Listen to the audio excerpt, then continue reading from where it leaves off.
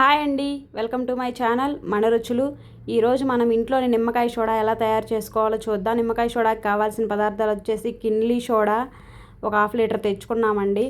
ఉప్పు, జీలకర్ర, వాము, మిరియాలు, నిమ్మకాయలు ఇవేనండి నిమ్మకాయ సోడాకి కావాల్సిన పదార్థాలు. ఒక స్టవ్ ఆన్ చేసుకొని బాండీ పెట్టేసుకొని దానిలో 2 టేబుల్ స్పూన్ల జీలకర్ర వేసుకొని, హాఫ్ టేబుల్ స్పూన్ల మిరియాలు అండ్ 1 టేబుల్ స్పూన్ వామ్ వేసుకొని డ్రై రోస్ట్ అయితే చేసుకోండి. ఎటువంటి ఆయిల్ వేయాల్సిన అవసరం లేదు.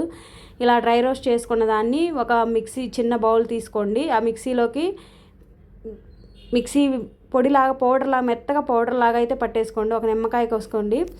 ఒక 2 గ్లాసెస్ తీసుకొని హాఫ్ దెబ్బ ఒక గ్లాసులో, ఇంకో హాఫ్ దెబ్బ అయితే ఇంకో గ్లాసులో పిండేసుకొని, ఏమన్నా విత్తనాలు అట్లాంటివి వస్తే తీసేసుకోండి. ఆ తర్వాత కొంచెం సాల్ట్ వేసుకోండి 2 గ్లాసెస్లో. అండ్ ముందుగా మనం ప్రిపేర్ చేసి పెట్టుకున్నాం కదా మసాలాని, ఆ మసాలా కూడా వేసేసుకోండి 2 గ్లాసెస్లో. ఆ తర్వాత వాటర్ ఐస్ క్యూబ్స్ అయితే వేసుకోండి.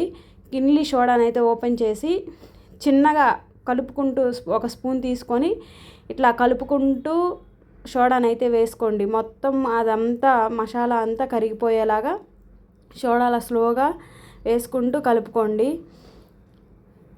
ఏమన్నా ఇట్లా పొంగు వస్తుంది కదా, ఆ తర్వాత కొంచెం యాడ్ చేసుకుంటూ కలుపుకోండి. ఇదేనండి నిమ్మకాయ సోడా. మీరు కూడా ట్రై చేసి నాకు ఎలా ఉందో కామెంట్ చేయండి. Please do like and subscribe. Thank you.